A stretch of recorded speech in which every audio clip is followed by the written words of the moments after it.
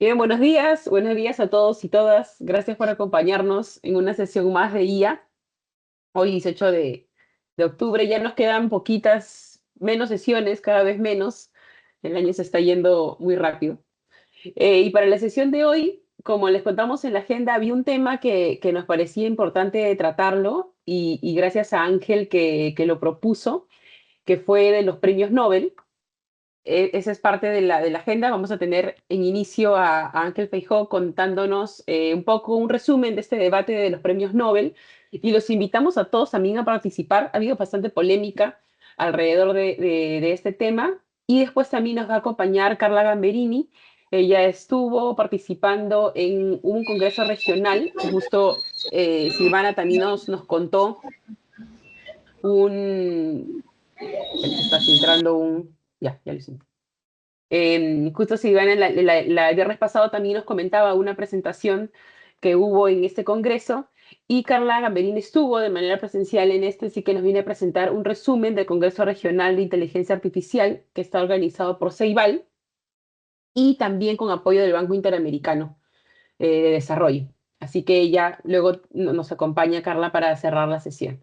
Así que nada, le damos la bienvenida a Ángel para que nos cuente acerca de esto, de los premios Nobel, específicamente de los que ganaron, a los que les dieron el premio de Física y Química, que hubo ahí toda una polémica, y también de Hinton, que también recibió un premio y también hubo comentarios al respecto. Así que le agradecemos a Ángel, que está de regreso en la comunidad además. Así que dale Ángel, adelante, gracias por Excelente. acompañarnos. Bien, muchas gracias por la invitación.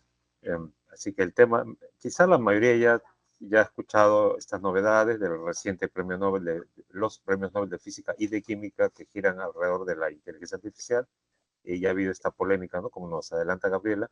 Primero voy a resumir algunos hechos por si alguien pasó muy rápido esa noticia que es importante, hasta histórica, para para nuestro tema de la IA. Eh, y luego podemos conversar de opiniones distintas. Hay gente en el mundo que ha opinado, eh, ha estado en desacuerdo con que se haya dado premio Nobel a personas que no son ni físicos ni químicos, ¿no? A ver, comparto pantalla. Un instante, tengo acá unas imágenes.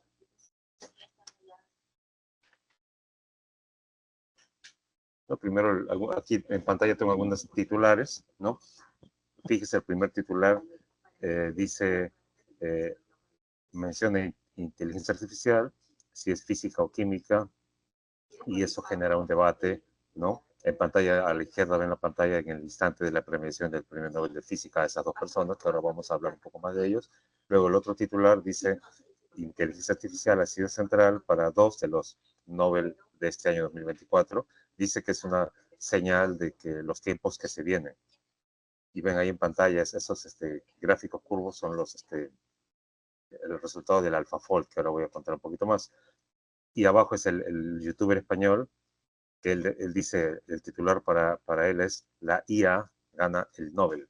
Claro, no es rigurosamente eso lo que ha ocurrido, pero él lo resume de esa manera, ¿no? Lo cual es bien inusual. Entrando más a detalle, estos son bueno, los dibujos de los ganadores.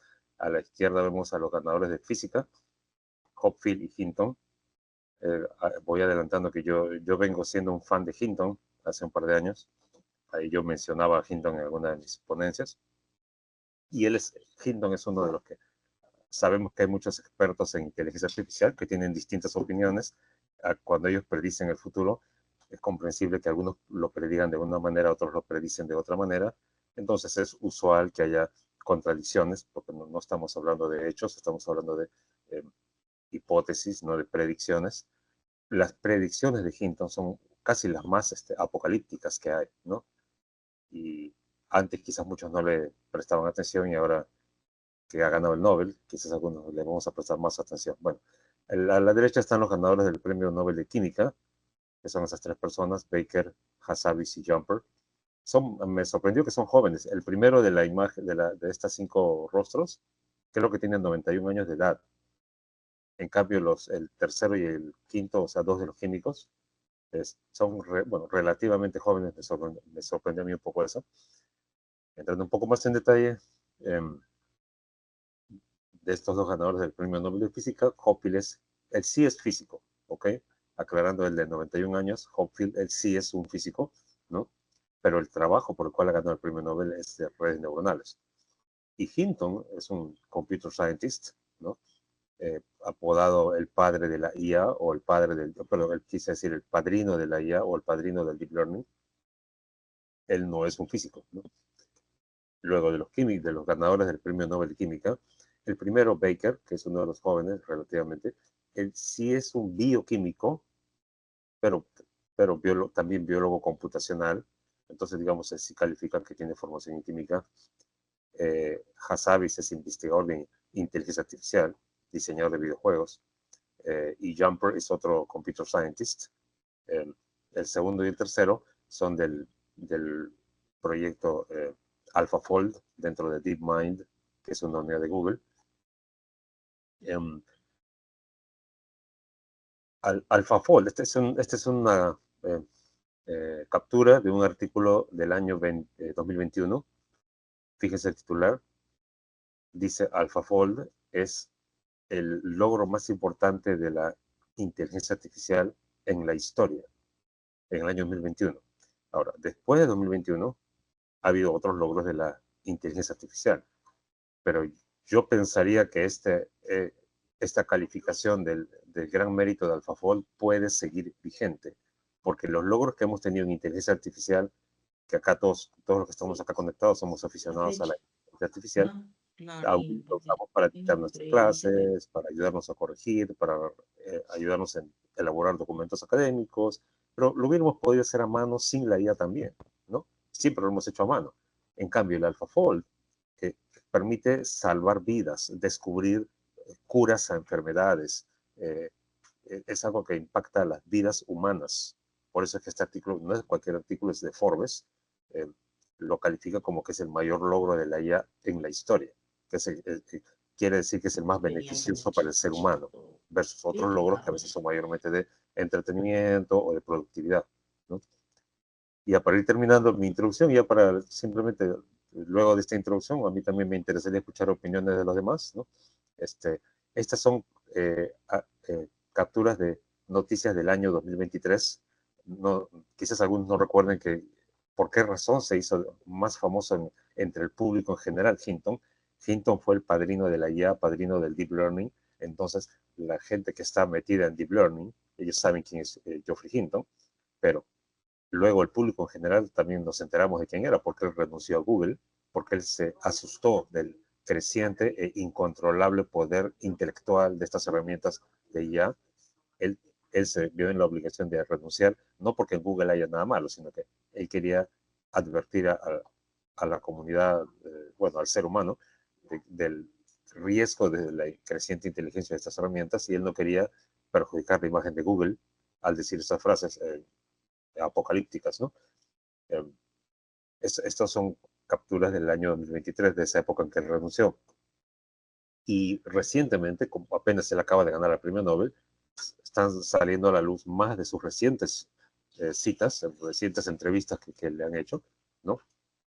Y fíjense, por abajo a la derecha hay una de las frases impactantes que él ha dado recientemente. Dice, existe el 50% de posibilidades de que esto acabe mal. Él se refiere al desarrollo de la inteligencia artificial, y cuando la inteligencia artificial alcance el intelecto del ser humano y lo supere. A eso se refiere.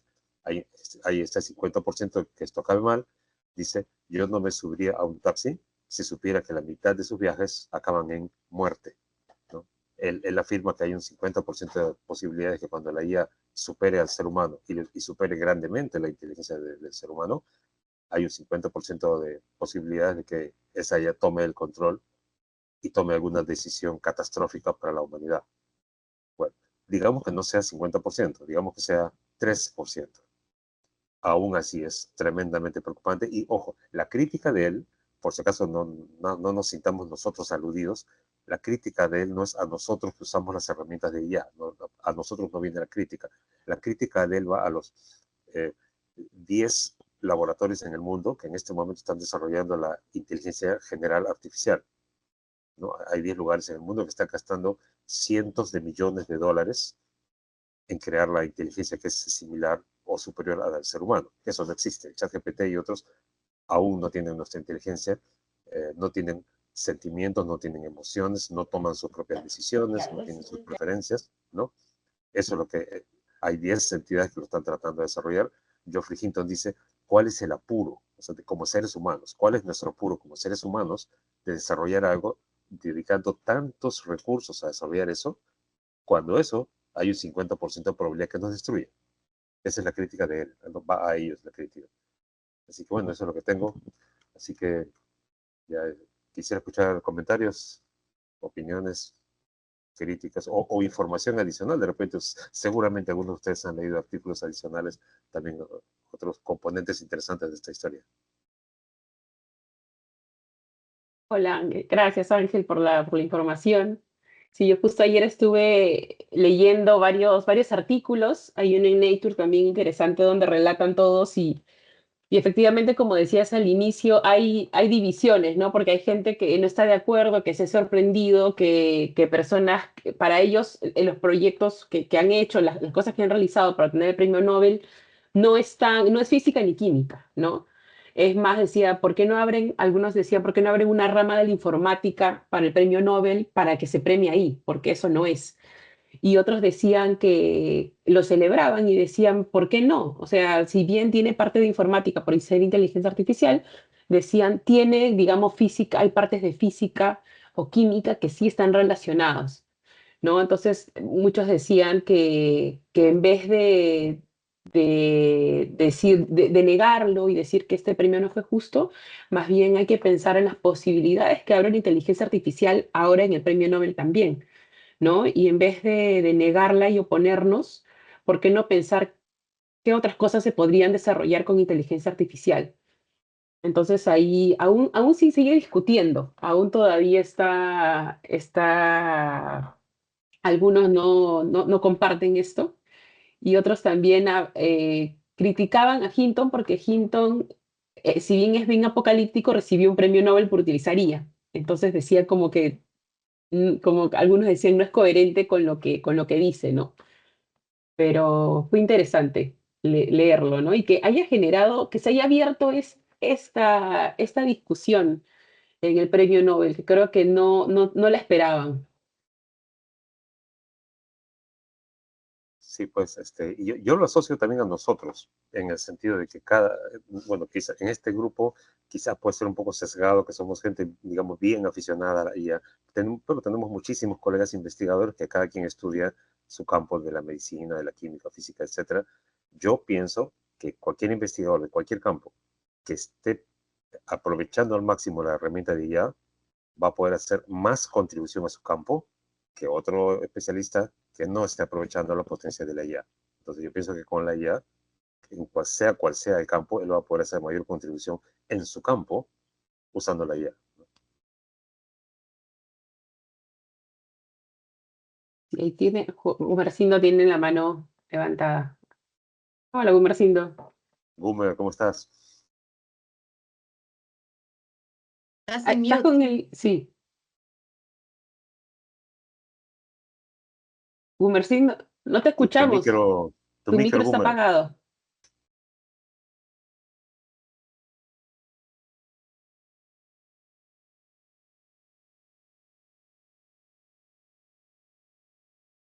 Creo que no. A ver, lo voy a escribir.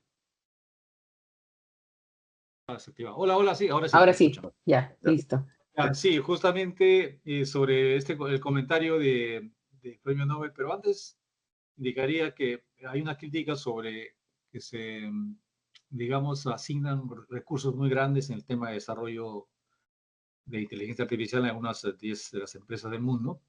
Sin embargo, nadie se preocupa por lo que las inversiones tan altas que hay en el tema en el ámbito militar, ¿no? Que más bien al final hace tanto daño al mundo, ¿no? Toda la guerra. Entonces, me parece que esto del premio Nobel que le hayan dado a una persona que no es del área específicamente, no tiene nada que ver porque se acuerdan ustedes el World Wide Web, ¿quién lo ha lanzado al mundo? ¿Se acuerdan ustedes que no fue alguien de computer science, no fue nadie de informática? Fue un físico. del CERN, ¿no? Entonces, al final creo que lo que estamos llegando es a un punto en el cual el tema de las especialidades, si se quiere llamar así, las carreras, va a tener una convergencia en la cual, si ahora inclusive hay carreras muy vinculadas como electrónica, telecomunicaciones, ahora hay biomédica, mecatrónica, que finalmente todos sabemos que tiene digamos, un origen común, ¿no? Pero que estas que se han separado y luego se están volviendo a unir cuando se habla ahora todo lo que es que todo lo estamos definiendo por software, ¿no? Estamos hablando ahora de cualquier cosa definido por software, ¿no? El tema de las redes, el tema del data center, el tema de almacenamiento, todo es orientado a software, todo es como si fuera software. Al final, obviamente, el lugar que le espera a la inteligencia artificial es eso, ¿no? O sea, no creo que sea apocalíptico pensar que va a hacer daño a la humanidad el tema de la... Y tampoco puedo creer que puede superar la parte emotiva, ¿no? Que es un poco difícil, ¿no? Del ser humano, ¿no? O sea, el famoso cerebro triuno que tenemos va a ser imposible que la parte emotiva y la parte, inclusive la parte cognitiva no sea superado por... Y es más, ni siquiera la parte, recuerdan ustedes, la parte reptiliana que le llamamos, ¿no? O sea, eso no va a pasar. Y siempre cuando ha habido digamos, un lanzamiento, una revolución que se llama ahora, estamos en la revolución 5, ¿no? La quinta revolución, ahora estamos por la sexta revolución, siempre ha habido un temor hacia que en realidad va a ser dañino para mucha gente, ¿no? Pero finalmente, cuando llega el momento, vemos que en realidad no pasa nada, ¿no? Lo que yo veo acá es que la inteligencia artificial sí va a ser muy útil en el tema del campo médico, ¿no?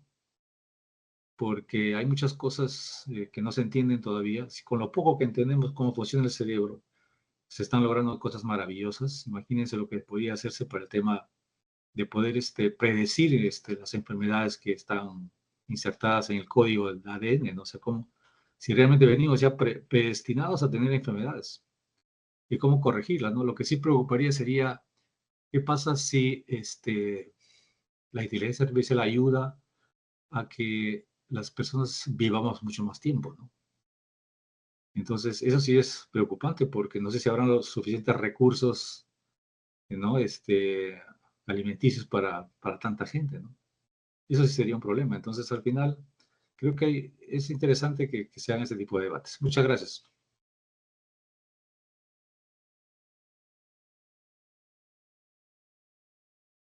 Gracias, Humbercindo, por tus comentarios. Y se dice Jorge también en el chat. Además es además es el premio Nobel de Física, no el premio para los físicos. Y sí, varios saltaron, varios físicos saltaron ahí. Luis tiene la mano levantada. ¿Cómo están? ¿Qué tal? Hola Buenos Luis, días. buenos Sí, días. muy interesante el tema, un poco bastante disruptivo, porque nos hace ver el mundo desde otra perspectiva. Y recién estamos cayendo en cuenta de lo que está pasando en la vida real, ¿no? En la vida real, digamos, el mundo son dos mundos paralelos que se están generando, ¿no? Un mundo que conocemos, el mundo físico, donde está el ser humano con todas sus habilidades, en todo lo que mencionó Gurmencindo, y bueno, ya lo conocemos, eso ya llevamos muchos años en esto, pero emerge un nuevo mundo, ¿no? El mundo digital, el mundo informático. Entonces, ¿qué va a pasar? O sea, hay muchos qué va a pasar en el futuro, ¿no? Uno de ellos es el tema de la educación que nos convoca ahora como la inteligencia artificial, que además es utilizada en muchas ramas del saber, ¿no? Porque como lo mencionaron ustedes, también se utiliza para lo que es la parte de la parte estadística, para hacer interacciones, cálculos, para la parte de logística, para hacer predicciones, por ejemplo, en modelos predictivos, para estimar la demanda con diferentes variables. Entonces, modelos matemáticos que antes no era posible realizar el cálculo, ahora ya están presentes. Pero eso no es todo. Viene acá, por ejemplo, el tema de las mismas elecciones. Las elecciones se hacen a través de sistemas digitales y ya se validan también ahí. Y además más todavía en esta lucha de poderes que existe ahorita entre diferentes líderes o potencias mundiales, llámese Estados Unidos, Irán, y Rusia y China, donde China está cobrando un rol muy importante con respecto al tema del desarrollo de la tecnología. Y seguramente la moneda a futuro y las transacciones serán en alguna moneda digital, ¿no? La pregunta es la siguiente, ¿no? La pregunta es, ¿estamos preparados con las redes? ¿Estamos preparados con los sistemas de seguridad para poder atender desde dos aspectos los temas digitales, o es que debemos reforzar todo eso? Estamos avanzando demasiado rápido. De repente, en esa ciudadanía digital, ya seré yo un concepto, como Luis Alba será un concepto de tener una ciudadanía digital que podría ser eliminada. De repente yo puedo morir en el mundo virtual y estar vivo y no ser nadie porque no estoy conectado a las redes. Entonces van a haber muertes digitales, van a haber, o sea, digamos, el tema da para mucho más. Creo que, o sea, el tema de la educación es una de las partes, y yo creo que donde conecta muchísimo es con el tema de la parte de los valores, la parte ética. Creo a futuro que van a haber dos tipos de personas, ¿no? Algunos que se dejen seducir. Evidentemente la inteligencia artificial, como lo hemos mencionado varias veces, es una herramienta más, ¿no? Pero para que solamente sea una herramienta y no constituya, digamos, un problema o una amenaza para la sociedad, no solamente por el hecho de que vaya digamos, a dejarlo fuera a un ser humano, sino por el hecho de que nos estamos acostumbrando a dejar de pensar, porque eso nos va a hacer, va a constituir una dicotomía futura, que esa sería las personas que piensan, que todavía utilizan esos recursos humanos, y las personas que ya no piensan y se han entregado a los brazos de la seducción de la inteligencia artificial solamente como una herramienta de solución de todos sus problemas. Entonces creo que verdaderamente hay un tema que da para mucho más, pero es muy interesante y les agradezco bastante ese comentario que quería hacer en este momento. Gracias. Gracias, Silvana, gracias, Gabriel, y gracias a todos. Gracias Luis por unirte a la conversación. Y sí, de hecho, Ángel también, como les comentaba, propuso este tema y queríamos traerlo aquí a la sesión para debatir y ahorita comentan también ustedes todas las posibilidades que se abren, ¿no? Nosotros venimos debatiendo la IA específicamente en la educación, pero vemos que también está influyendo en todos los sectores, ¿no? Vemos ahorita en la ciencia, en los grandes avances que pueden haber con AlphaFold, que ha sido un gran trabajo que han realizado, y abrir las posibilidades también hacia nuevos horizontes romper los paradigmas también que viene a revolucionar con la inteligencia artificial, ¿no? Y ahorita en el premio Nobel se ha destapado varias cosas. Unos sugieren que leía también que por qué no hay otros premios, ¿no? ¿Por qué no surgen otro tipo de categorías? ¿Por qué solo esas categorías de física y química? ¿Y por qué no pensar en una categoría de la informática? Leía ahí en un artículo, ¿no? Para que no se hagan ese tipo de polémicas. No sé si viste algo sobre eso, Ángel, que decían que por qué no se abren nuevas categorías. Bueno, sobre eso, esa opción, sí, cada quien, digamos, dio su opinión, muchos dieron su opinión, pero sobre eso que dice yo, sí, yo estaría de acuerdo con que haya una categoría específicamente de Computer Science, porque de verdad los que están creando estos modelos potentísimos, quienes crearon el ChatGPT, por ejemplo, yo en mis ponencias, yo cuento la historia de las 8 personas dentro de Google que crearon el Transformer. Nadie, el público en general y profesionales, colegas, nadie puede nombrar ni uno de los 8 que fueron los inventores del Transformer, que conllevó a que exista el ChatGPT y similares, y los 8 ni siquiera trabajan para Google. Bueno, el punto es, hay contribuciones increíbles en Computer Science que están revolucionando todas las demás ramas del saber. Está bien que haya un premio Nobel de eso, pero lo que no está bien es que alguien que hizo una contribución a la física o a la química con la ayuda de la IA le quieran restringir el premio Nobel solo porque usó IA, ¿no?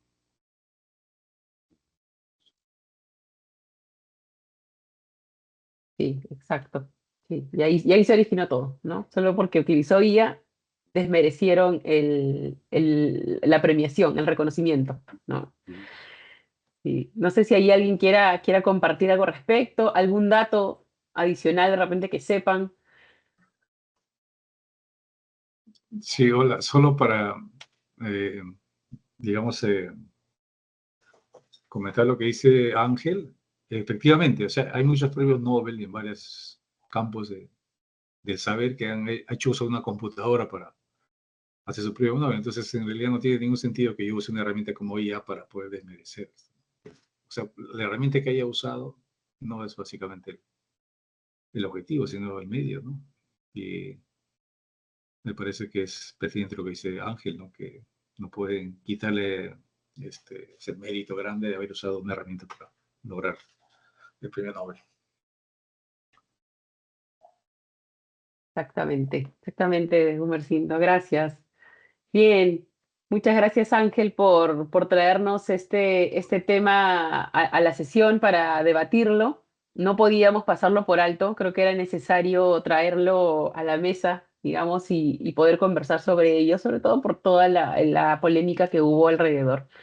Así que te agradecemos, Ángel, por Excelente, gracias, Luis. compartirnos la información. Gracias. Bien, y continuando con la agenda, les contaba al inicio que nos acompaña hoy Carla Gamberini. Ella estuvo hubo un congreso regional de inteligencia artificial de la educación la semana pasada o antepasada. Ahorita Carla ahí nos confirma. Y estuvo bien interesante, estuvo organizado por CEIVAL, leí que también con apoyo del Banco Interamericano de Desarrollo. Así que le invitamos a Carla porque ella pudo estar ahí para que nos cuente un resumen de lo que pasó, qué es lo que se vio en el Congreso. Así que le damos la bienvenida a Carla. Ella es fundadora y CEO de Más Educación PE, tiene un máster en Educación y Desarrollo Internacional de University College London. Y también es consultora en transformación digital de la educación para el Banco Interamericano de Desarrollo. Así que le agradezco a Carla por aceptar la invitación y contarnos un poco de todo lo que vivió en el Congreso. Carla, bienvenida. ¿Qué tal? ¿Cómo están? Hola Gabriela, hola a todas y todos, ¿cómo están? ¿Me escuchan bien? ¿Qué tal? Sí, se te escucha bien. Súper. Bueno, como Gabriela me presentó, ¿qué tal? Soy Carla Gamberini, soy fundadora de Más Educación PE, desde donde estamos trabajando en algunas iniciativas de inteligencia artificial con colegios en varias regiones de Perú, y en paralelo soy consultora para la División de Educación en Washington del Banco Interamericano de Desarrollo.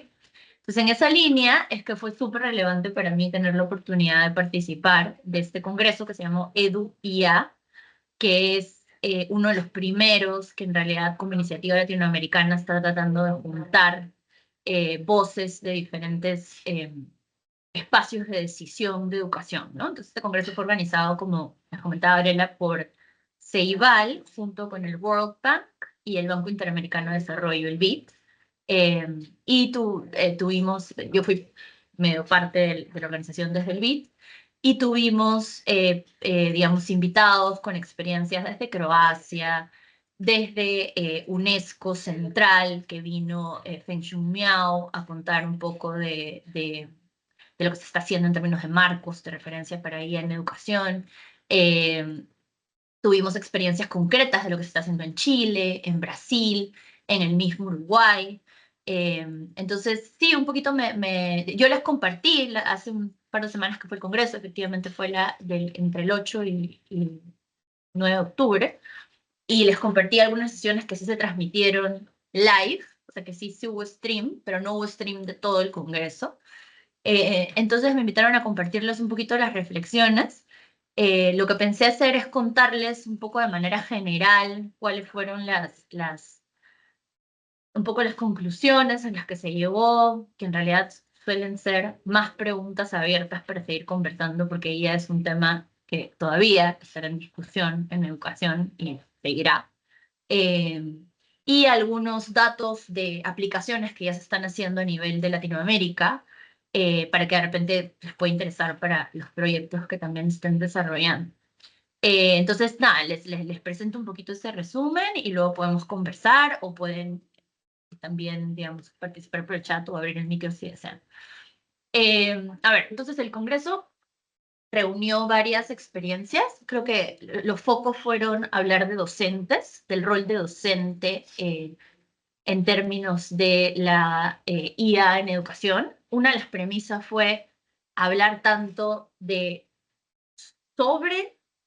sobre cómo enseñar sobre IA, pero también sobre cómo enseñar con IA, y que son dos diferencias fuertes que hoy se están llevando para tanto escuelas como educación superior y cómo efectivamente aplicarla, ¿no? Porque es diferente tener que enseñar sobre IA que enseñar con IA como herramienta en las aulas.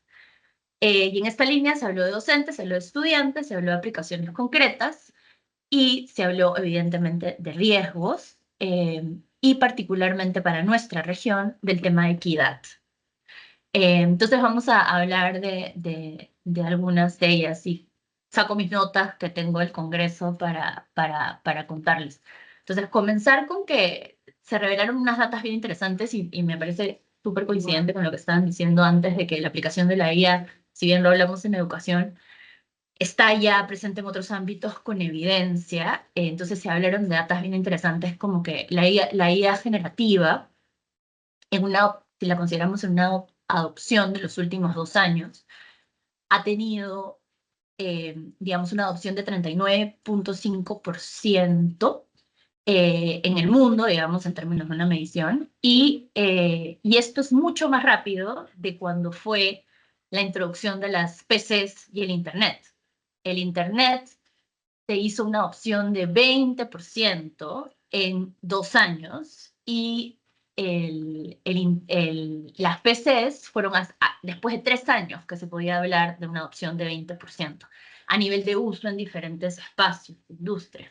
Entonces, la IA está siendo muchísimo más rápido que esto, llegando a un 39.5% en solo 2 años, si lo medimos en los últimos 2 años. Entonces, digamos, ahí tenemos que mirarla sí o sí, digamos, porque está avanzando más rápido de lo que las decisiones en el sector de educación.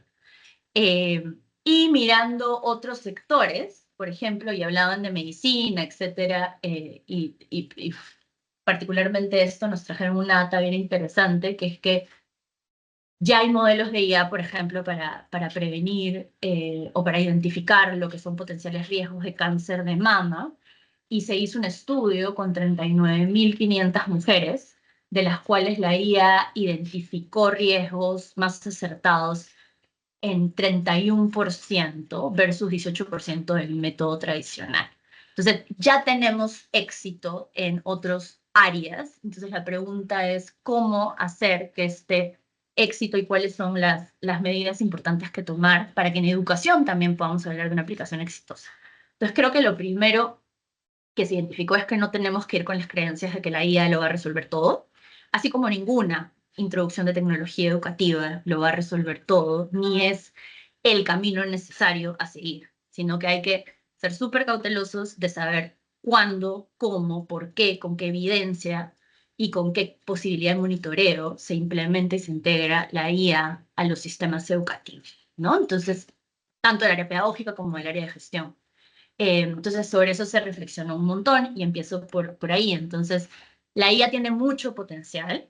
Digamos, se identifica que ya se integra IA para tutoría, por ejemplo, para acompañar en modelos tutoriales, tanto para estudiantes como para docentes. El caso de estudiantes, Uruguay tiene un caso muy interesante de tutoría que acompaña estudiantes. Chile tiene un caso muy interesante de tutoría por chatbot que acompaña a la formación docente de carrera, es decir, a las docentes que se están formando en su ámbito inicial. Hay un chatbot que se está probando para que los acompañe y de hecho se están haciendo pilotos en términos de acompañamiento humano versus acompañamiento de chatbot y cómo está resultando. Entonces ya hay iniciativas de esto, también hay iniciativas, y eso se está viendo en Brasil, de predicción del riesgo de deserción escolar. También se está viendo en Chile algunos ejercicios de esto.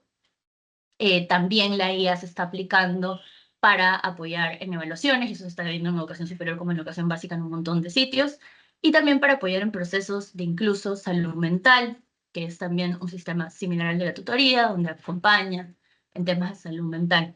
Entonces, tenemos muchas aplicaciones para la IA, y aquí que se revelaron al Congreso y que algunas ya incluso han sido mediáticas. Y aquí la reflexión era, ¿verdaderamente se puede aplicar en muchos ámbitos? Sí, pero es súper importante recordar que hay que evaluar si está resolviendo problemas y cerrando brechas educativas o no.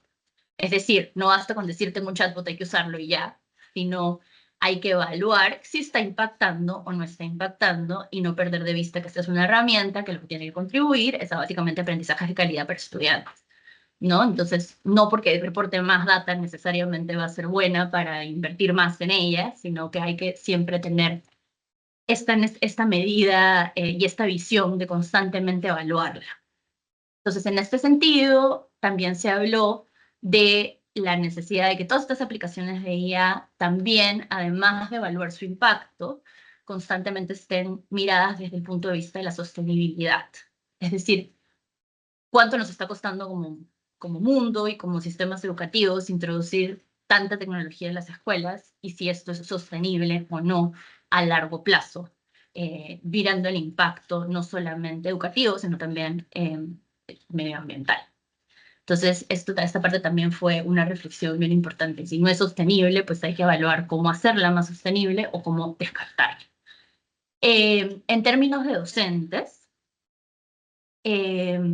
aquí fue creo que uno de los centrales, tanto en el día 1 como en el día 2, la reflexión de la aplicación, de la innovación y de Feng Shui y Miao mucho, fue por el lado de tanto como de Jaime Saavedra desde el Banco Mundial, de Mercedes Mateo desde el BID, en fin, de la mayoría fue por el ámbito de, finalmente los docentes tienen el desafío más grande de la transformación educativa con inteligencia artificial, ¿no? Y no se trata solo de decir, vamos a formarlos y ya, ¿no? Porque particularmente en nuestra región hay muchos retos y brechas que cerrar. Entonces, uno de los enfoques fue que muchos docentes hoy creen que, o hoy se está solo viendo como que, ok, la IA hace el trabajo y yo solo me enfoco en controlar el plagio, y ese no debería ser el enfoque. Y tampoco el enfoque debería ser que los docentes se adapten a la IA, ¿no? Entonces aquí, y esto mucho de los marcos y de las eh, de indicaciones o recomendaciones, ahí está, se me fue la palabra que está dando UNESCO en esta línea, es cómo adaptar la IA al docente y no el docente a la IA. Entonces, toda introducción de tecnología educativa, y esto también pasó con las plataformas eventualmente, porque al inicio, con la introducción de tecnología educativa, de tecnología era tecnología a la educación, no era diseño de tecnología para educación. Con los años se empezaron a rediseñar estas plataformas y a efectivamente diseñarlas pensando en los objetivos educativos. Pero antes era, bueno, vamos a meter una TV a la clase y a ver cómo esto nos fortalece, ¿no? Sin pensar en cómo diseñar efectivamente para educación. Hoy ya tenemos plataformas de aprendizaje y herramientas tecnológicas específicamente diseñadas para educación, y ese tiene que ser el camino de la IA también. Entonces tiene que ser cómo adaptas la IA a la pedagogía del docente, a poder ser un soporte para el docente, así como para fortalecer los aprendizajes del estudiante, ¿no? Entonces, en esta línea, evidentemente hablar de formación docente, evidentemente hablar de procesos donde los docentes puedan ser los líderes de la IA y donde los docentes, nuevamente, no solo enseñen sobre IA, es decir, no solo enseñen sobre cómo cuidarnos de los riesgos de la IA, que también es importante, sino sobre cómo enseñen con IA y cómo enseñan a crear con IA.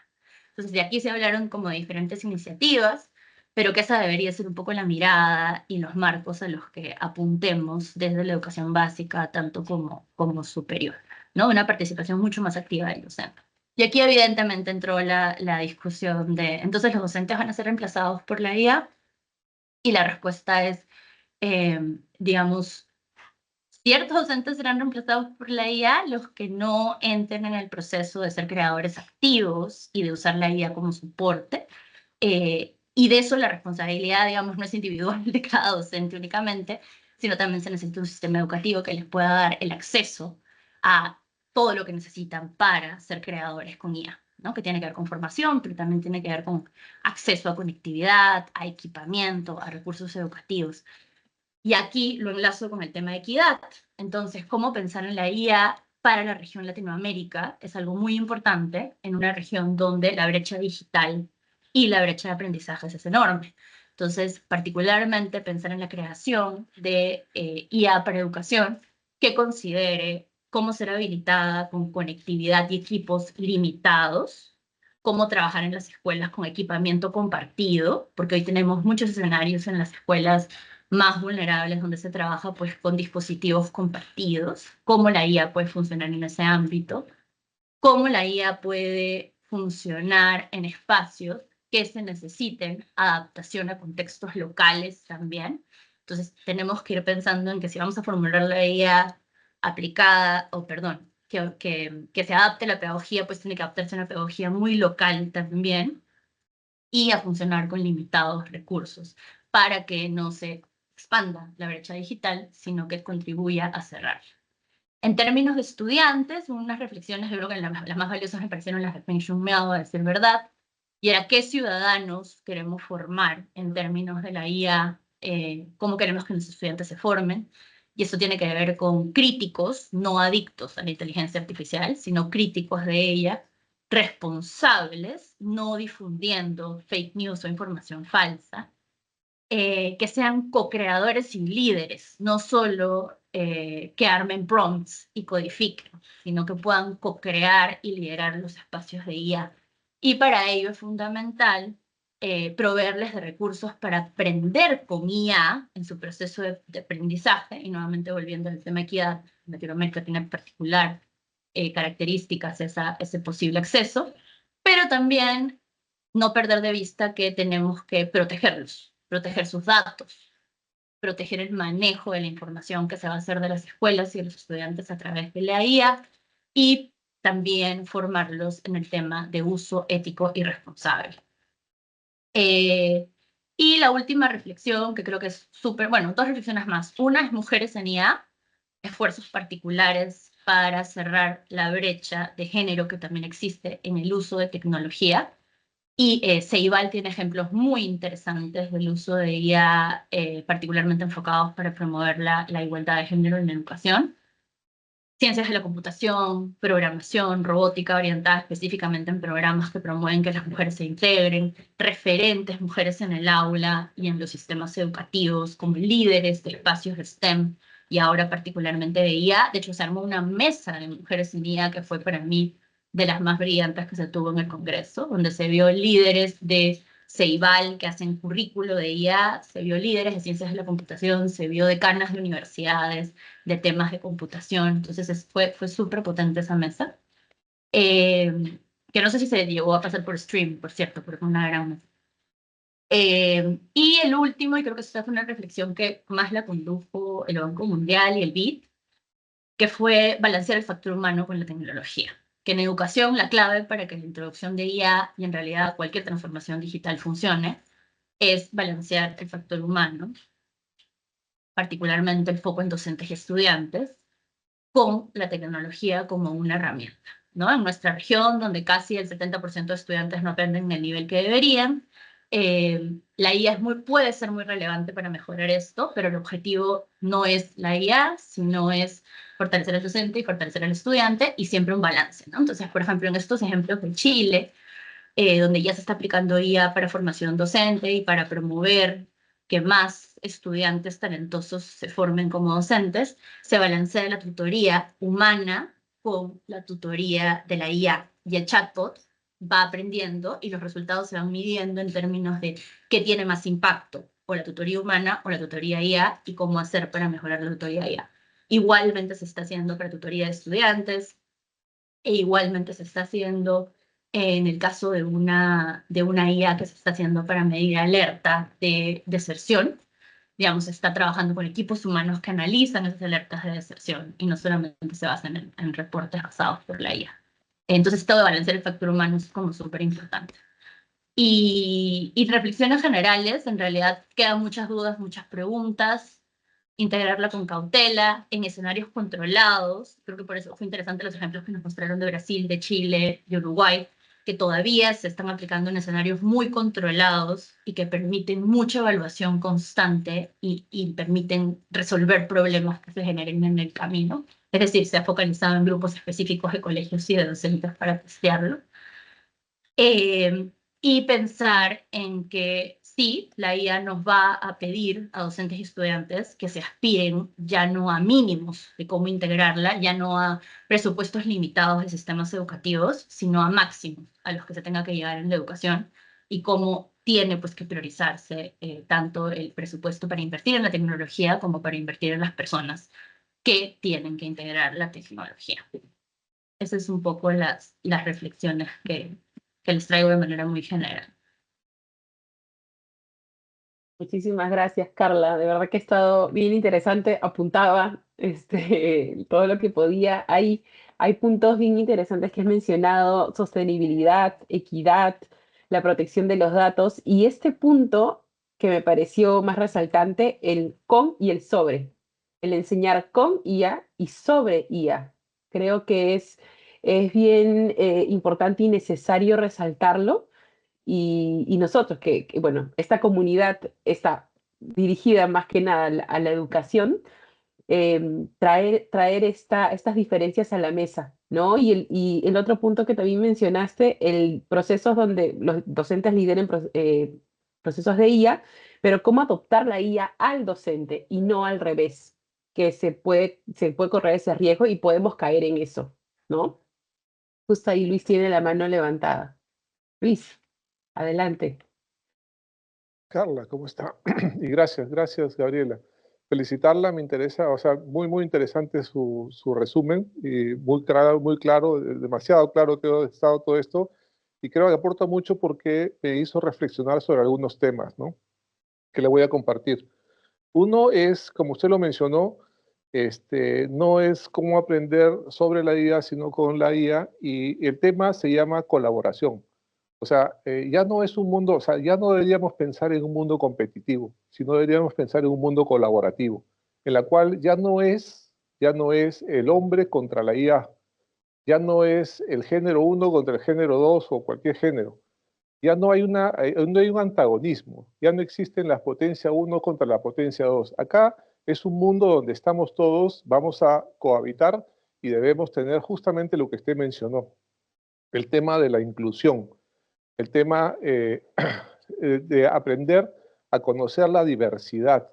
O sea, que todos somos diferentes, que todos merecemos y esa inclusión, diversidad, equidad, inclusión, todo eso son conceptos que son muy importantes que aquí al menos en la universidad, en UPC, se valoran mucho y hay muchas iniciativas al respecto, ¿no? Ahora, el proceso más importante, creo, es el tema del aprendizaje. O sea, el aprendizaje, pero no es un aprendizaje porque yo puedo aprender para saber, pero yo tengo que saber hacer, ¿no? Y tal vez eso va a redefinir el tema de la educación. Por ejemplo, lo que están haciendo, lo que usted mencionó en Chile, me parece algo fabuloso. ¿Por qué?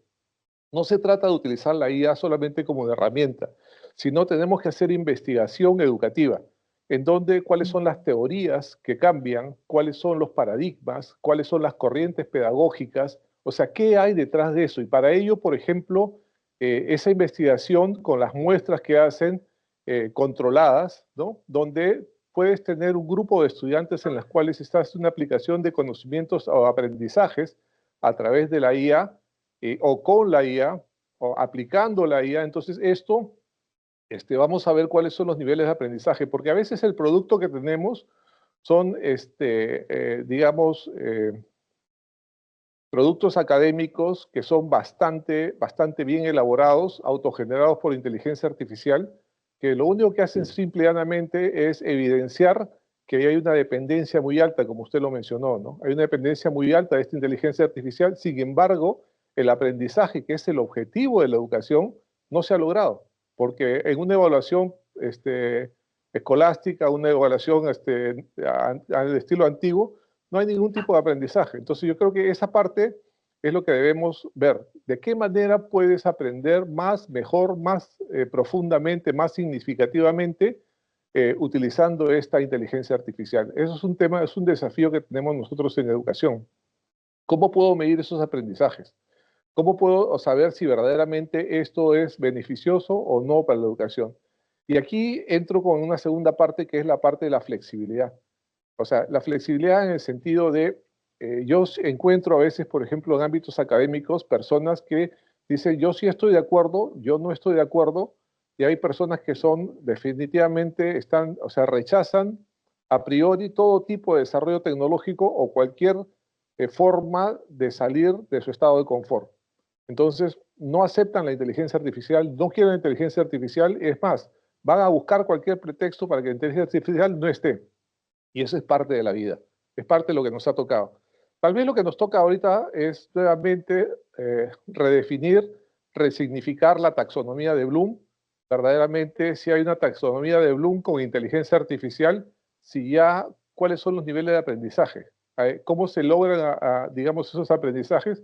¿Cuál es la efectividad de esos aprendizajes en lo cognitivo, en lo procedimental, en lo relacional, en cómo interactuamos socialmente, porque pueden hacer también el medio que estamos digital o presencial, pero en lo que sí yo creo que coincide todo es en lo axiológico, que tiene que ver con el tema valórico, con los principios laborales, la moral. Yo creo que eso sí no va a cambiar, sea un medio físico, digital o cualquiera, eso es casi como una constante en el mundo.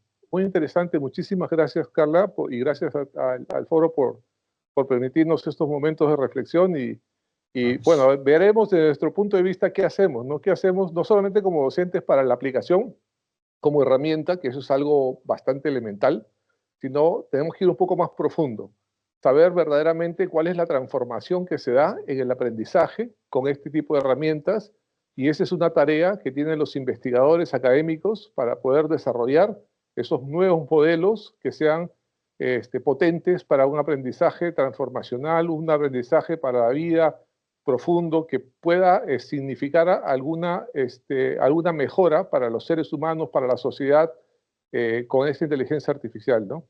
Bueno, gracias. Es todo lo que quería comentar. Gracias. Creo que es súper importante lo que, si me dejan responder el toque, creo que es súper importante lo que mencionas respecto de los docentes, por ejemplo, y que a veces hay mucho rechazo y eso, y justamente por eso el enfoque, y claro, decirlo en teoría supongo que es más fácil que pensar en cómo hacerlo, pero por eso que la IA se adapte al docente y no al docente en la IA. Una de las iniciativas que a mí más me sorprendió, y me parece súper interesante como para, y todavía está en piloto, de hecho, es que en Brasil, no recuerdo exactamente en qué estado, por ejemplo, se está desarrollando una IA para predecir trayectoria educativa. Y no solamente alertar de riesgo de deserción, sino alertar de riesgo de bajo aprendizaje. Entonces, imagínate que a ti como docente, esa sea tu contribución de la IA, que te haga un mapa más claro de, oye, estos chicos tienen más potencialidad de estar en riesgo de bajo aprendizaje, mientras que estos chicos no. Entonces tú como docente tienes una información súper clara, súper que te complementa para tú ver ya cómo personalizas tu aprendizaje. Y obviamente se te dan plataformas educativas basadas en IA que te ayudan a personalizar además ya propiamente las herramientas que uses para el aula. Con eso tienes un complemento súper interesante que no tendrías por qué rechazar, porque no te está exigiendo a ti que te adaptes a lo que te da la IA, sino que la IA realmente está fortaleciendo tu trabajo, que es el trabajo crítico de personalizar y de acompañar cada estudiante. Entonces, esas cosas me parecieron, por ejemplo, me sorprendió un montón, y aparentemente no se necesitan mucha data recogida para implementar algo así. O sea, porque yo dije, vas a necesitar alimentar la IA con data, pues, que no tenemos en la mayoría de países, pero aparentemente no era tanta como la que nos imaginamos, igual es data, ¿no? Entonces, es como ese tipo de cosas, creo que son las que sí complementan y que también generarían menos rechazo en la comunidad educativa, porque realmente ayuda. Pero, perdón, solo quería decirles. Gracias, Carla. Muchas gracias Gracias, Carla. Gracias. Gracias Luis también por el proyecto.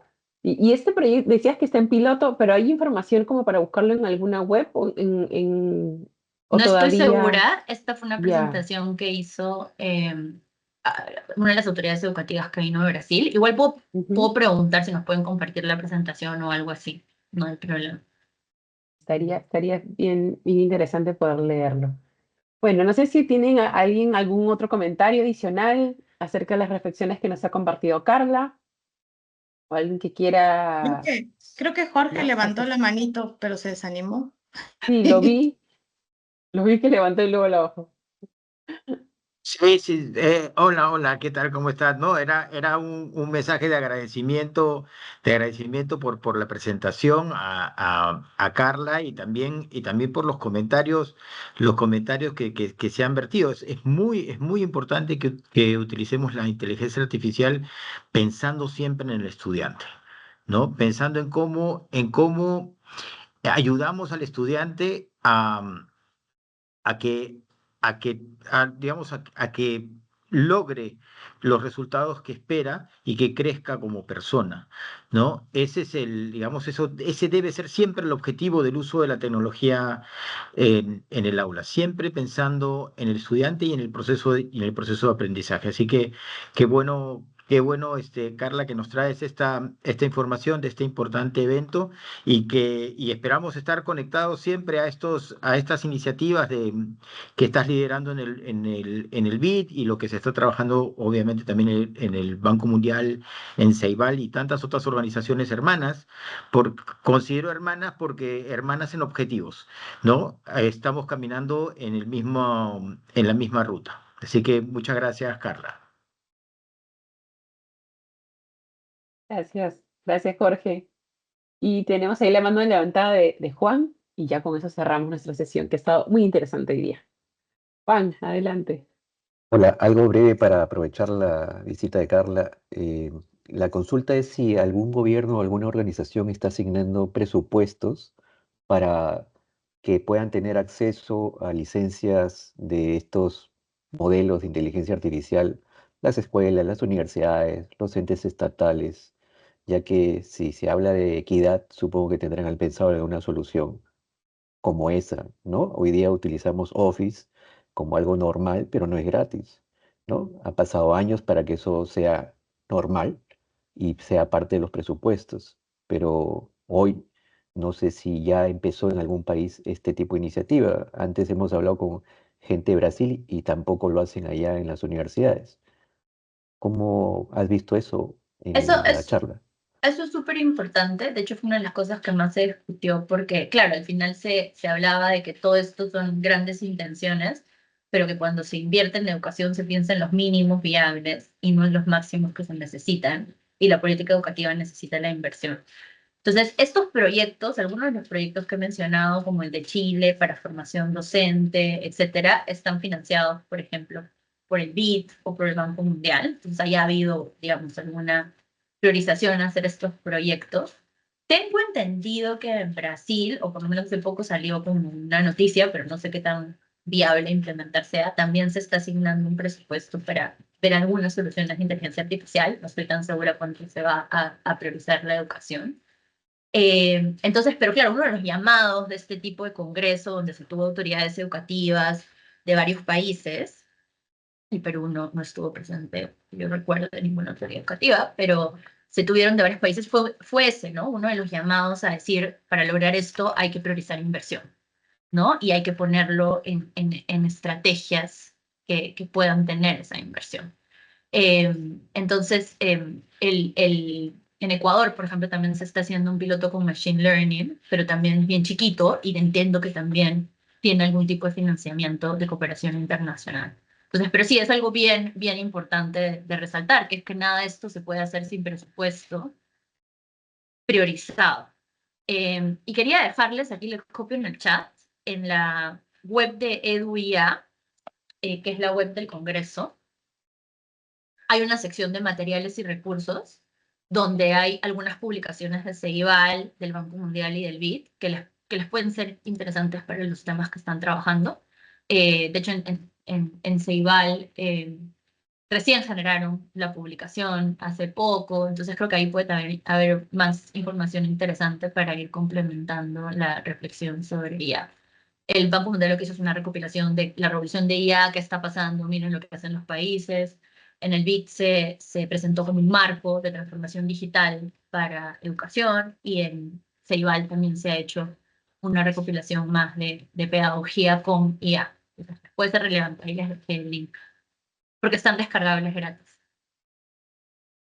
Gracias Carla por compartirnos este recurso. Y Bueno, Gumersindo tiene la mano levantada. Ya con Gumersindo ya, ahí sí, ya cerramos. Hola, hola. ¿Gumersindo? Sí, Hola, sí, ya te hola. escuchamos. Sí, ¿cómo estás? Justamente a raíz de los comentarios de Carla, quería comentar.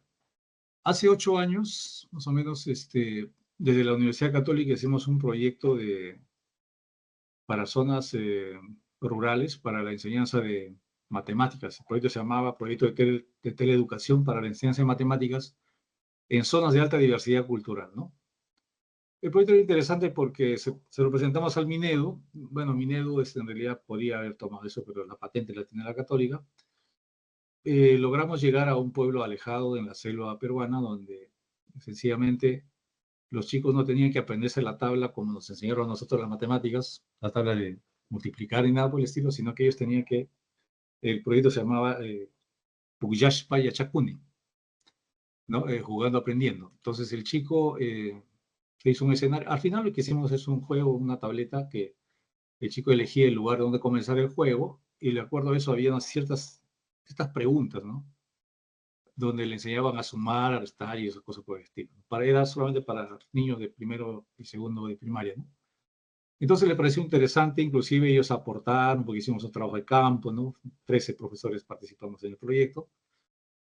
Y lo que yo, bueno, finalmente lo que vimos ahí es que el tema de la deficiencia, pues porque lamentablemente no hay una política clara del Estado que permita dotar de una buena infraestructura de acceso a Internet primero, ¿no? Estamos pensando en herramientas como el IA y ni siquiera resolvemos todavía el tema del acceso a Internet a todo el mundo, ¿no? Lo que ocurre en otros países, ¿no? Hay países, como ustedes saben, hace más de 20 años en Estonia, ellos comenzaron primero dotando de infraestructura tecnológica a todos los colegios, y después vino la capacitación de los docentes, y finalmente, y ellos pues parece muy sencillo hablar de temas como herramientas de IA, ¿no? Entonces, el tema que yo veo acá es que sería interesante, ya que la inteligencia artificial provee de contenidos, y también podríamos ver el tema de la tutoría inteligente, eh, pero lo que no va a cambiar en realidad es quizás cómo nos enseña o cómo nos ayuda la IA a nosotros como profesores a enseñar, ¿no? Y para ello había que pensar si ya se puede, no sé, promover desde algún lugar la posibilidad de que se pueda mejorar la infraestructura de telecomunicaciones, ¿no? Que tiene el país, ¿no? Porque hace un montón de años se, se inició el tema de la red dorsal nacional de fibra óptica, la red regional de fibra óptica, que no tiene ningún sentido, es un tremendo elefante blanco, que no se ha usado ni el 8% de la capacidad, y sin embargo un país con tantas carencias no se ha podido resolver este tema tan sencillo, que yo lo considero con una inversión inicial enfocada al tema de educación podemos resolver muchas cosas. Gracias. Sí, o sea, es que claramente esa era la discusión que está por debajo de toda la discusión de IA. A ver, cabe decir, y me olvidé de mencionarlo a la respuesta anterior, Uruguay es el ejemplo de país donde sí se está invirtiendo desde política educativa en IA a través de Ceibal, ¿no? O sea, Ceibal tiene presupuesto para armar programas de IA, programas de robótica, de pensamiento computacional, ya lo tienen en currículo. Entonces ahí tienes un ejemplo de país. Pero claro, discutir de esto en una realidad como la de Uruguay, que es el único país de toda Latinoamérica que tiene el 100% de escuelas conectadas, es muy diferente a discutirlo con realidades como la nuestra, donde hasta la última data que yo tenía en el Ministerio de Educación, 30% de escuelas todavía no tenían electricidad. Entonces, ese nivel de diferencia tenemos en los países de Latinoamérica, y por eso creo que la discusión de acceso es una discusión que de todas maneras hay que llevarla, y la priorización de acceso, ¿no? Y de pensar en una IA, por eso pensada en escenarios limitados de acceso a conectividad y limitados de acceso a equipamiento, como la mayor parte de las zonas vulnerables de Latinoamérica. Entonces creo que es una discusión súper importante y se subrayó todo el tiempo porque Uruguay es el país que sí tiene esto completo, pero todo el resto no lo tenemos. Entonces creo que eso es bien importante.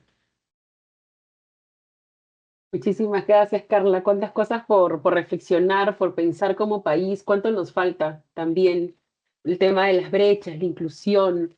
la accesibilidad. Hay tanto por conversar. Hoy día la sesión ha durado 15 minutos más. Le decía a Carla, Ujú. terminamos máximo a las 11. Disculpa, pero creo que ameritaba este espacio. Es más, creo que podríamos seguir conversando porque acá hay para rato sobre data, que hay ejemplos.